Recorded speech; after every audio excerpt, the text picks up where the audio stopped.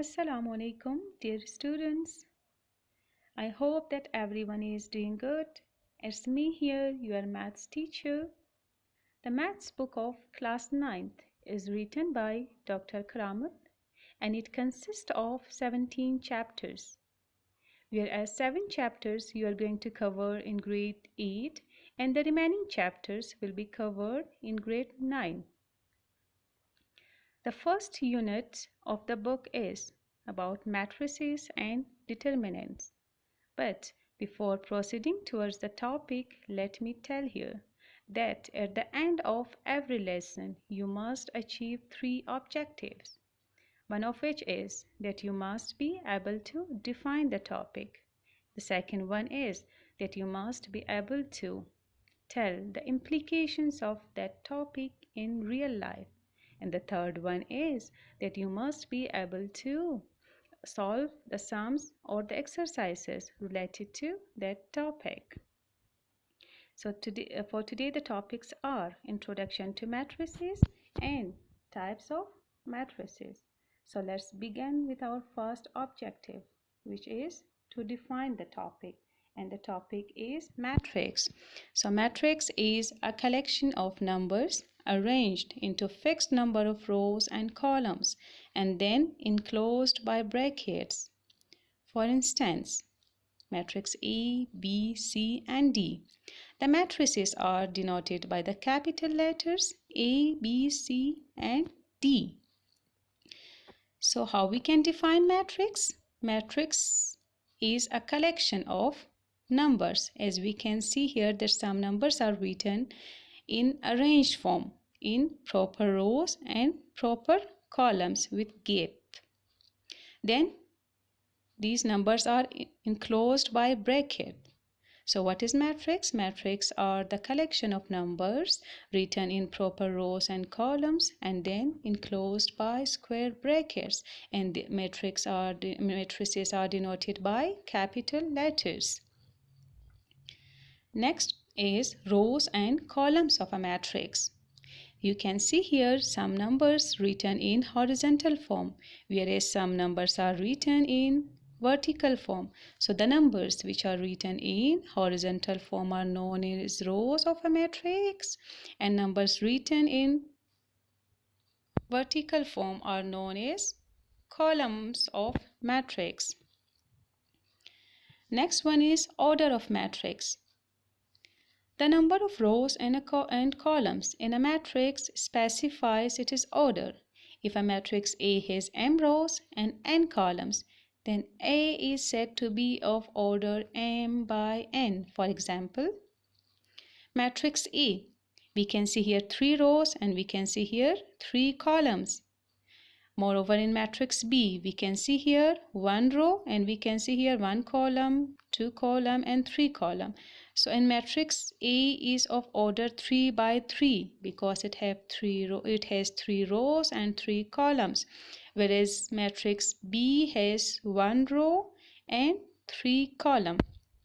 Let me tell you here that first we have to write the number of rows, then we have to write the number of columns. If you write the number of columns first, then the number of rows, so it will be wrong, like it will be 3 by 1 matrix. So you have to follow the standard rule that number of rows should come first, then number of columns. So what specifies the order of matrix? The number of rows and the number of columns specifies the order of a matrix. Next is equal matrices. Means how or when two matrices are said to be equal. For equality of matrices, 2 conditions must be fulfilled. The first one is that the order of the matrices should be same. If we see these 2 matrices, 3 rows and 3 rows, 3 columns and 3 columns, means 3 by 3 matrix, 3 by 3 matrix. So hence the order of both the matrices are same. So the first condition is fulfilled here. Let's move towards the second condition. Their corresponding entries must be equal. What let's come to know about this term corresponding in context of mathematics. It means that in connection, in relation, like one is in connection with one, or two is in relation with two, means first entry with first, second entry with the second. So we can see here that all the corresponding entries are same. So both the conditions are fulfilled. Therefore, these two matrices are equal. Next one is types of matrices. We have different types of matrices. Therefore, on the basis of their characteristics, they are given different names, like row matrix. A matrix is called a row matrix if it has only one row. We can see here in matrix M, we can see just only one row. We are not going to see the columns. If you can see a matrix with only one row, then you can give it the name of row matrix. Similarly, if you see a matrix with one column, so you can give it the name of column matrix. You are not going to see the rows here. Just if you see one column, so the name of that matrix will be column matrix. Next is rectangular matrix. From name it is clear that rectangle, as you know that in rectangle all the sides are not equal, rather the two opposite sides are just equal. So same is the case with rectangular matrix, that a matrix is called rectangular if the number of rows and columns are not equal. As we can see here that how many rows? 4 rows and 2 columns, 2 rows and 5 columns. So means these number of rows and columns are not equal. M stands for number of rows and N denote the number of columns. So M is not equal to N, therefore these two matrices are rectangular matrices. Then we have square matrix. From name it is clear that square.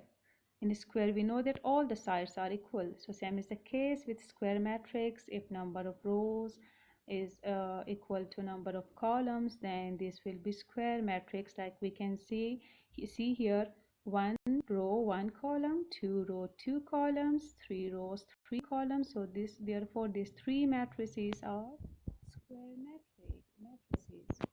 Then null or zero matrix.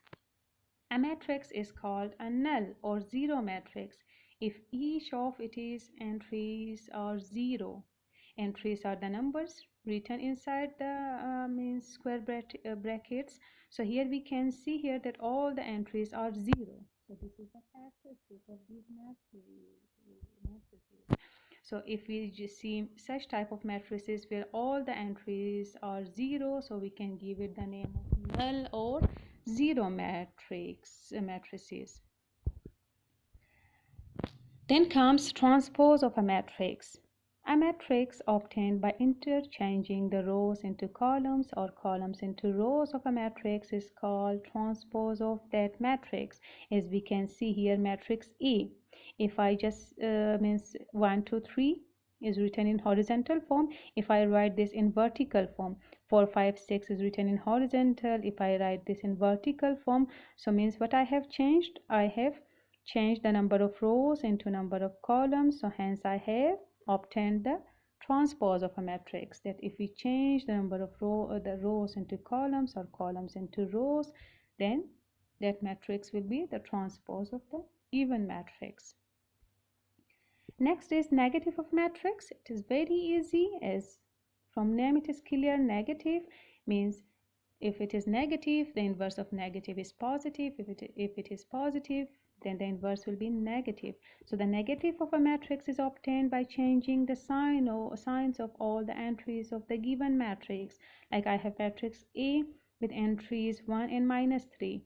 With 1 there is no sign, means plus sign, plus is changed into minus, minus is changed into plus. So thus I have obtained the negative of matrix. Next one is symmetric and skew symmetric. Okay, a square matrix is symmetric if it is equal to its transpose. In brief, we can see here A, and it's having T, means T is showing the transpose, and it is equal to A. So what is symmetric? We have some special type of matrix matrices or some special type of matrices like this one. The 3 2 5 2 5 4 and 5 4 7 are the entries. If I change this 3 2 5, it is written in horizontal. If I make it vertical, means I'm changing the rows into columns. So at the means then I can see here the result that if these are changed into columns, again these two matrices are same. So this special type of matrices are known as symmetric matrix. Next one is skew symmetric matrix. A matrix is a skew symmetric, a square matrix. Let me tell you here that for this it must be square for symmetric. So it will be skew symmetric if transpose will be equal to negative. For example, if I have a matrix A, so first I will take what? The transpose of it. It means I will change the rows into columns. Next, then I will take the negative of that matrix. Make sure, dear students, that you take the negative of the original matrix, not the negative of transpose. So take the negative of original matrix. In a negative, we change the signs. So signs are changed here, and the result is that A transpose is equal to n negative. They are equal, so therefore this special type of matrix is given the name of skew symmetric matrix. Okay, next one is diagonal matrix. I want your attention here for diagonal matrix, that a square matrix is called diagonal matrix if at least any one of the entries of its diagonal is not 0 and non-diagonal entries are 0. So what is for diagonal matrix? First of all, the matrix should be square matrix. Then you must know that what we mean by diagonal means the number, the first entry, and if it moves in this form, and the last entry, this all make the diagonal entries. This is known as primary diagonal, whereas if I just take a start here till here, it will be as secondary diagonal. So I'm talking about the primary diagonal. In its primary diagonals, there should be at least one of the entries should be not 0. Means at least means that कम से कम diagonal entries में कम से कम एक digit को 0 नहीं होना चाहिए. Like यहाँ पे हमारे पास डायगनल में all the entries are not 0, 1, 8, 4 and the rest entries are 0. So this is a diagonal matrix. What if I just erase 1 and make it 0? So I have two entries in diagonal non-zero. Again it will be diagonal matrix. If I erase 1 and 8 and make them 0, so I have one entry in diagonal means non-zero. Again it will be diagonal matrix. Okay. Next is scalar matrix and identity matrix. Actually, scalar and identity matrices are also the diagonal matrices, but they have some special qualities or speciality, therefore they are given different names. So what are their speciality? A diagonal matrix is called scalar if all the diagonal entries are same and non-zero. We can see here in diagonal all the entries are same, in diagonal all the entries are same, so therefore they are given the name of scalar matrix. So if you forget to remember it, so you can remember it by keeping in mind the scale. There is scale, we have the measurement like with equal distances, so you can equal entries you can keep in mind. Next is identity matrix. A diagonal matrix is called identity if all the diagonal entries are 1. You can see here all the diagonal entries are 1, so therefore this is identity or unit matrix. These all were what types of matrices.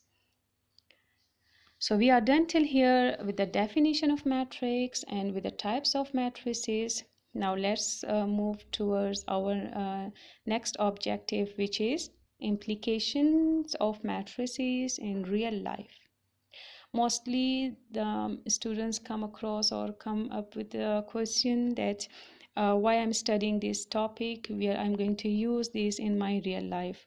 So therefore, I want my every student that whenever you go with any maths topic, you must know at least one of the implications of that topic in your real life.